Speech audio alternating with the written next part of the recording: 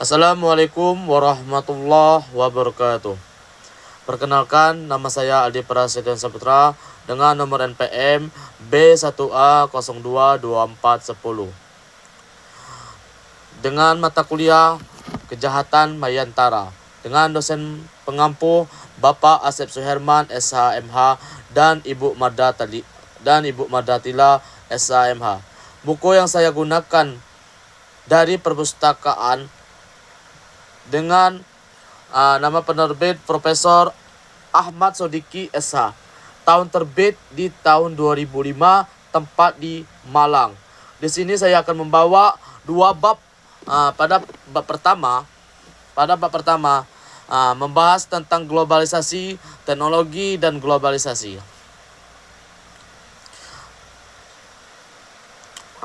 Yang kedua yang pada bab 2 saya akan membahas tentang eksistensi kejahatan Mayantara. Langsung saja pada materi kejahatan yang pertama.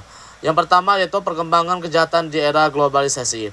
Globalisasi karakteristik utama perkembangan kejahatan. Perkembangan kejahatan di era globalisasi ditandai oleh beberapa hal. Pertama, peningkatan kejahatan transnasional. Kejahatan tidak lagi terbatas pada yurisdiksi. Akan tetapi dia lebih meluas, melintasi perbatasan, memanfaatkan konektivitas global dalam transportasi, komunikasi dan keuangan. Kompleksitas modus operandi pelaku kejahatan menggunakan peralatan dan teknologi canggih, memanfaatkan kelemahan sistem hukum dan manajemen, membuat pengungkapan kasus menjadi lebih baik, menjadi lebih sulit. Korban bersifat kompleks. Misalnya korban tidak hanya individu, tetapi juga kelompok. Tetapi bisa juga kelompok, masyarakat, perusahaan, bahkan negara sendiri. Misalnya melalui serangan cyber terhadap infrastruktur penting. Adapun jenis-jenis kejahatan yang menonjol, globalisasi telah memunculkan dan memperarah beberapa jenis kejahatan. Yang paling utama adalah yang pertama adalah kejahatan cyber. Adalah bentuk kejahatan yang paling menonjol di era digital. Ya, kejahatan ini memanfaatkan teknologi informasi dan internet, meliputi pencurian data dan identitas atau phishing, identitas theft. Upaya mendapatkan informasi itu yaitu kata sandi atau data keuangan melalui penyamaran sebagai entitas terpercaya. Peretasan atau hacking, cracking, akses ilegal ke sistem komputer atau jaringan untuk mencuri, merusak atau memanipulasi data. Yang pertama ada malware dan ransomware, penyebaran perangkat lunak berbahaya yang dapat merusak sistem atau mengenkripsi data korban dan meminta tebusan untuk mengembalikan akses. Carding dan skimming, kejahatan terkait kartu kredit debit seperti pencurian data dari strip magnetis kartu. Adapun yang kedua, kejahatan transnasional terorganisasi. Jaringan ini kriminal global memanfaatkan globalisasi untuk memperluas operasi ilegal mereka. Yang pertama adalah perdagangan manusia atau human trafficking. Dia memanfaatkan migrasi ilegal dan ketimpangan ekonomi untuk merekrut dan mengeksploitasi korban secara global. Yang kedua ada perdagangan narkotika dan senjata ilegal. Pada pembahasan ini fasilitasi pergerakan melintasi batas negara yang lebih mudah. Yang ketiga ada pencucian uang, money laundry. Dia memanfaatkan sistem keuangan global yang terintegrasi untuk menyembunyikan asal-usul dana ilegal. Seringkali untuk membiayai terorisme atau kejahatan lainnya. Terorisme transnasional, penyebaran ideologi, perekrutan anggota secara daring, dan pembiayaan terorisme yang bergerak melintasi perbatasan. Selanjutnya ada tantangan penegakan hukum. Perkembangan kejahatan ini menimbulkan tantangan besar bagi sistem hukum dan penegak hukum. Perbedaan hukum antar negara, perbedaan sistem, prosedur peradilan dan definisi kejahatan di berbagai negara sering menghambat upaya untuk mengadili penjahat yang beroperasi secara global. Selanjutnya ada kerjasama internasional. Nah, penanggulangan ini, kejahatan internasional ini membutuhkan kerjasama antar negara. Jadi negara ini harus bekerjasama sesuai dengan tupoksi masing-masing, seperti ekstradisi, bantuan hukum, timbal balik, dan pertukaran intelijen. Yang terkadang terhambat oleh perbedaan kepentingan atau birokrasi. Sudah itu ada selanjutnya kebutuhan kompetensi digital. Yang di sini adalah aparat penegak hukum harus meningkatkan kapasitas mereka di bidang teknologi informasi untuk melacak, untuk mengungkap kejahatan cyber yang semakin canggih. Jadi para penegak hukum harus mengungkapkan satu persatu kejahatan yang ada dalam kejahatan cyber ini. Selanjutnya ada kejahatan sebagai bagian dari dampak teknologi. Kejahatan yang bagian integral dari dampak negatif yang menyertai perkembangan pesat teknologi. Terutama teknologi informasi dan internet. Kejahatan yang muncul sebagai bagian dari dampak teknologi ini secara spesifik dikenal sebagai kejahatan cyber. Atau kejahatan mayantara. Berikut adalah rincian mengenai kejahatan sebagai bagian dari dampak teknologi. Yang pertama ada kejahatan sebagai cermin dampak teknologi seperti pisau bermata dua. Gini, memberikan kemudahan dampak positif sekaligus membuka celah dan sarana baru bagi tindak kriminal. Dampak negatif ini, yang pertama ada teknologi sebagai sarana alat kejahatan. Teknologi digunakan untuk memfasilitasi kejahatan konvensional yang dimodifikasi. Contohnya penipuan konvensional, misalnya janji hadiah kepada seseorang atau undian bahwasanya dia mendapatkan hadiah melalui telepon pintar, SMS, email, atau media sosial, sehingga orang ini terpercaya dan ingin memberikan sejumlah uang kepada pelaku. Yang kedua ada modus penggunaan komunikasi digital untuk memperluas jangkauan korban secara cepat dan anonim. Yang kedua ada teknologi sebagai objek atau target kejahatan sistem dan data yang disimpan secara digital, ya, menjadi sasaran utama. Contohnya peretasan, hacking terhadap database perusahaan, server, bank, atau akun media sosial dan individu. Modus para pelaku ini, kejahatan ini mengeksploitasi kelemahan vulnerabilitas dalam sistem keamanan perangkat lunak atau jaringan. Yang ketiga ada teknologi sebagai lingkungan tempat kejahatan. Kejahatan baru muncul di ruang virtual, cyberspace yang tidak memiliki batas fisik secara jelas.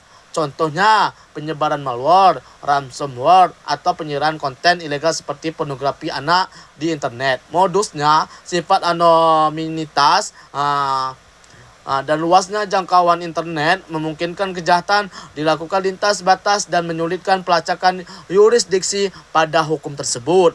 Yang selanjutnya ada bentuk utama kejahatan cyber. Perkembangan teknologi telah melahirkan dan mempopulerkan beberapa jenis kejahatan yang sangat khas, antara lain jenis kejahatan deskripsi singkat, dampak teknologi pencurian data dan identitas atau phishing, spoofing, ya. Upaya mendapatkan informasi sensitif, kata sandi, detail kartu kredit dengan menyamar sebagai entitas terpercaya dalam komunikasi elektronik. Kemudahan meniru situs email resmi dan mengirimkannya ke ribuan target dalam hitungan detik. Selanjutnya ada peretasan, akses ilegal atau hacking, memasuki sistem komputer atau jaringan ilegal untuk mencuri, merusak, atau memanipulasi data. Kompleksitas sistem IT modern yang memiliki banyak celah keamanan tidak dikelola dengan baik. Malware, ransomware, penyebaran perangkat lunak berbahaya untuk merusak, mengganggu operasi atau mencuci data korban hingga tebusan dibayar. Kemampuan membuat kode yang rumit dan mendistribusikannya secara global melalui email, website, atau flash drive.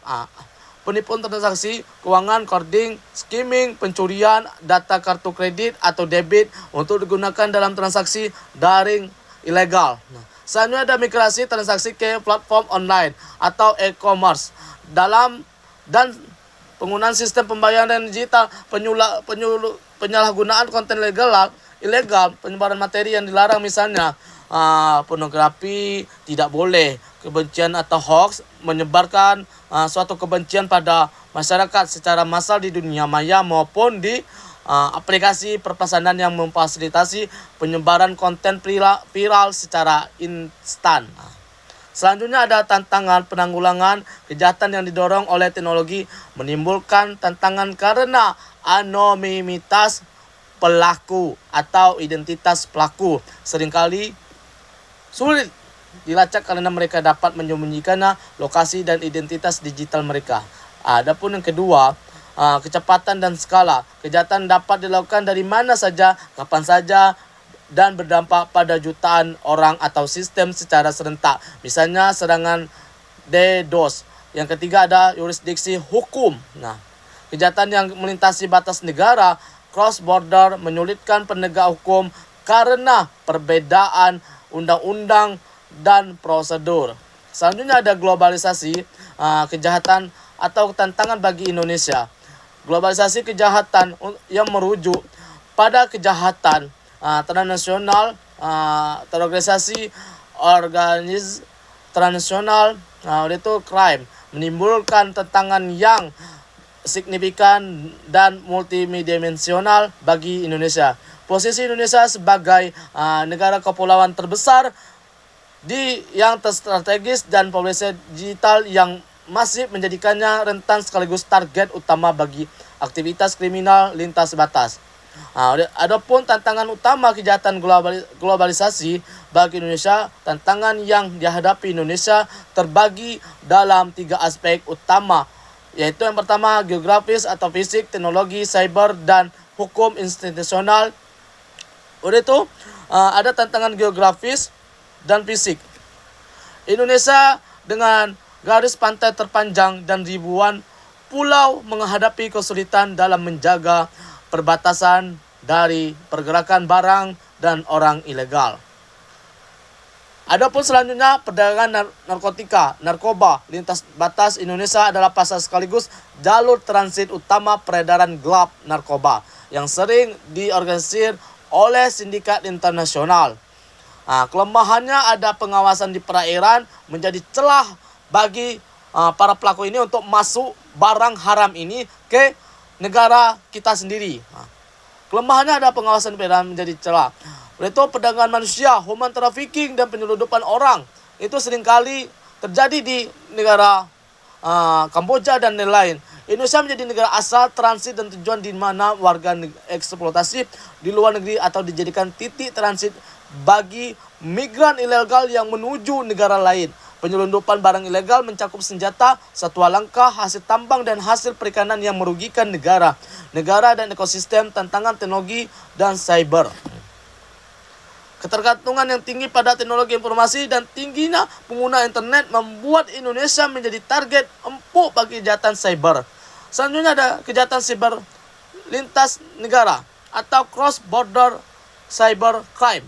Indonesia merupakan salah satu negara jumlah serangan cyber tertinggi.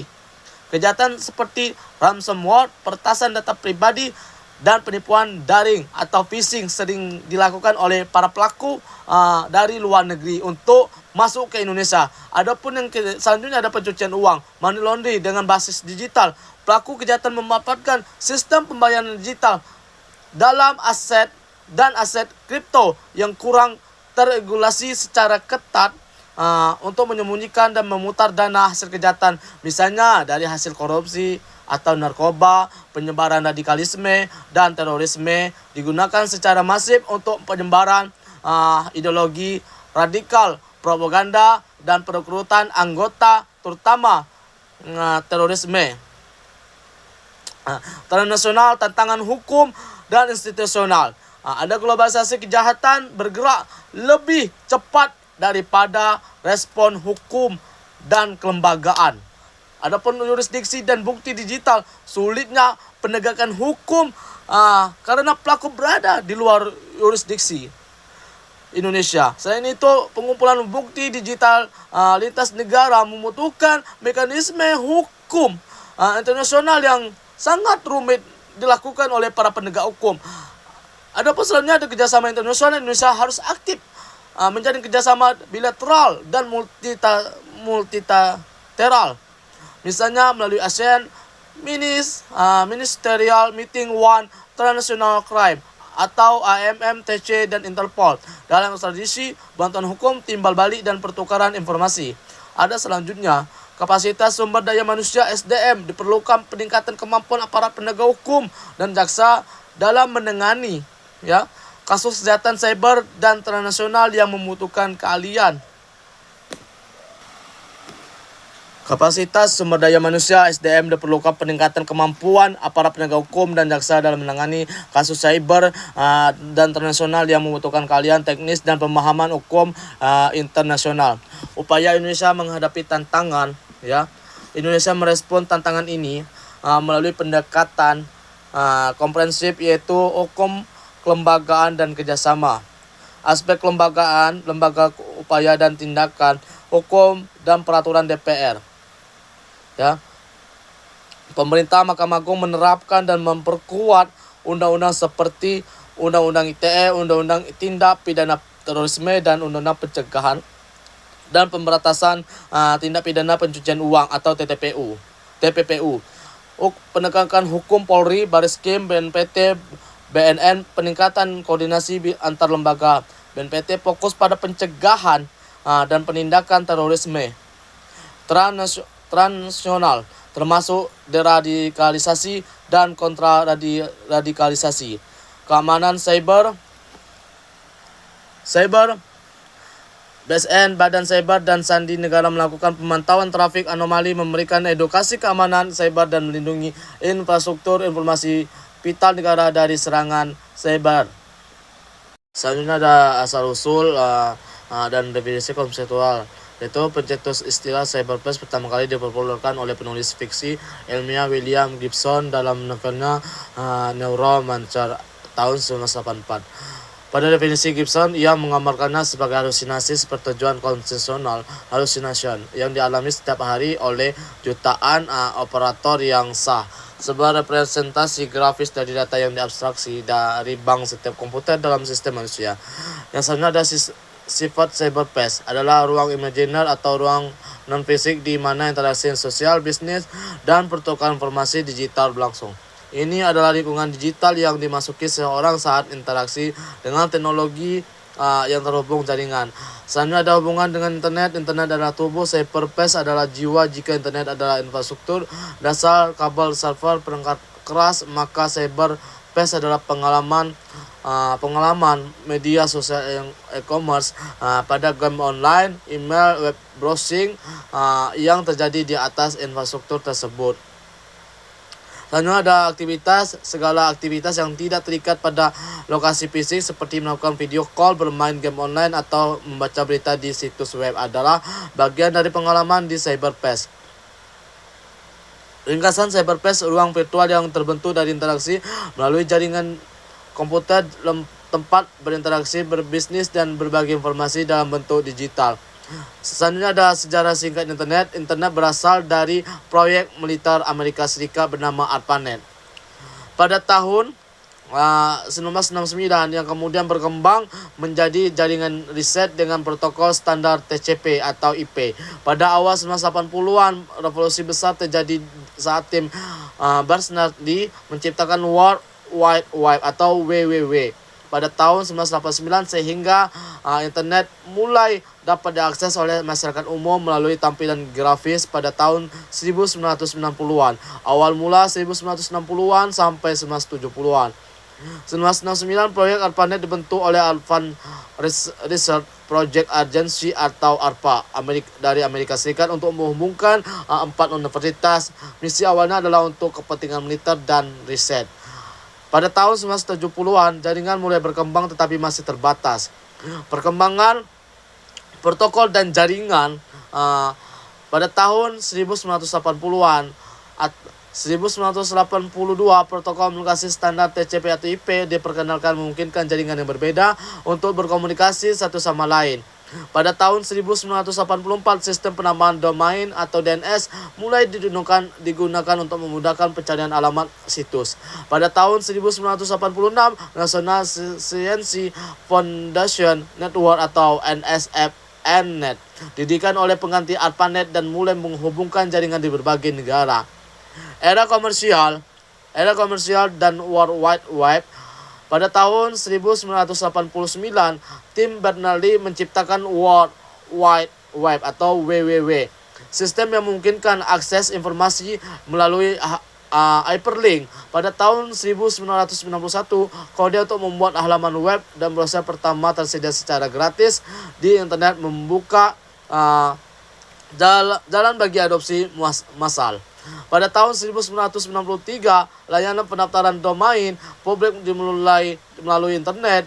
Pada tahun 1994, internet pertama kali masuk ke Indonesia dan beberapa universitas seperti Universitas Indonesia mulai menjadi penyedia konten internet. Pada tahun 1996, PT Telkom mulai menyediakan layanan dial-up untuk masyarakat umum di Indonesia dengan merek Telkomnet. Perkembangan pesat abad ke-21.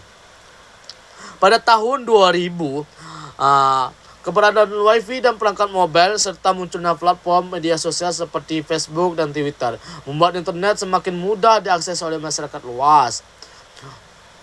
Saat ini internet harus berkembang pesat dengan kecepatan tinggi dan kualitas yang lebih baik, menjadi bagian tak terpisahkan dari kehidupan modern. Adapun pengertian kejahatan Mayantara, ya, ini yang keempat, pengertian kejahatan Mayantara. Tindakan ilegal yang dilakukan dengan menggunakan komputer dan jaringan internet melampaui batas negara dan menyebabkan kerugian yang signifikan dibandingkan kejahatan konvensional.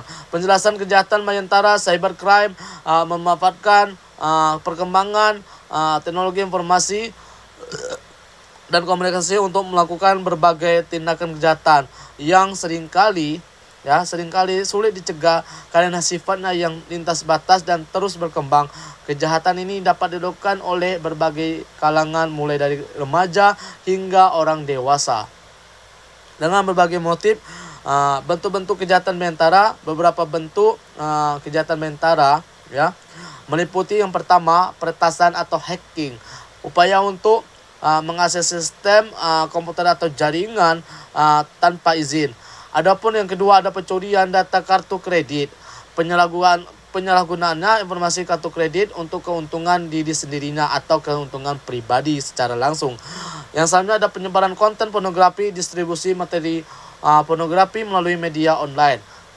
Yang selanjutnya ada pencemaran nama baik, tindakan mencemarkan nama baik, ya, seseorang melalui media sosial atau media online. Penanggulangan kejahatan Mayantara, ya, penanggulangan cybercrime memerlukan upaya yang komprehensif, termasuk melalui upaya norm penal menggunakan hukum pidana dan sanksi dan non penal tanpa sanksi pidana. Indonesia masih terus berupaya untuk memiliki undang-undang khusus yang mengatur tentang kejahatan Mayantara tersebut dengan rumusan tindak pidana yang lebih jelas dan sanksi yang proporsional. Misalnya ada kebijakan hukum pidana dalam upaya penanggulangan kejahatan. Kebijakan hukum pidana dalam upaya penanggulangan kejahatan mencakup serangkaian tindakan yang bertujuan untuk mengurangi tingkat kejahatan dalam masyarakat. Upaya ini melibatkan dua pendekatan utama, penal melalui penerapan hukum pidana dan non penal di luar sistem hukum pidana. Upaya penal melibatkan penggunaan hukum pidana sebagai alat untuk menanggulangi kejahatan. Ini termasuk kriminalisasi menentukan suatu perbuatan sebagai tindak pidana penegakan hukum melalui sistem peradilan pidana, sanksi pidana, pemberian hukuman yang setimpal dengan perbuatan pelaku. Upaya non-penal yaitu yang pertama adalah mencakup langkah-langkah di luar sistem hukum pidana yang bertujuan untuk mencegah terjadinya kejahatan.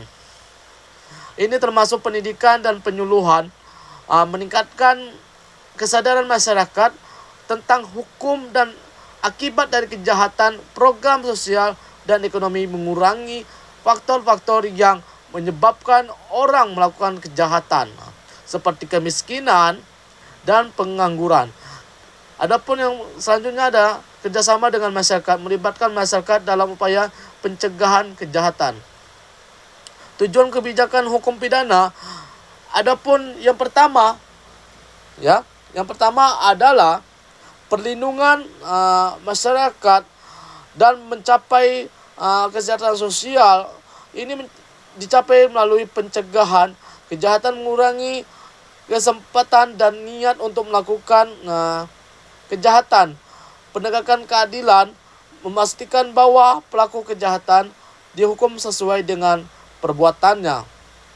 Rehabilitasi pelaku, membantu pelaku kejahatan untuk kembali menjadi anggota masyarakat yang produktif, yang lebih konvensional lagi, lebih baik lagi untuk kedepannya. Inilah yang dapat saya sampaikan. Kurang lebih saya mohon maaf, kepada Allah saya mohon ampun. Wabillahi taufiq wal hidayah. Wassalamualaikum warahmatullahi wabarakatuh.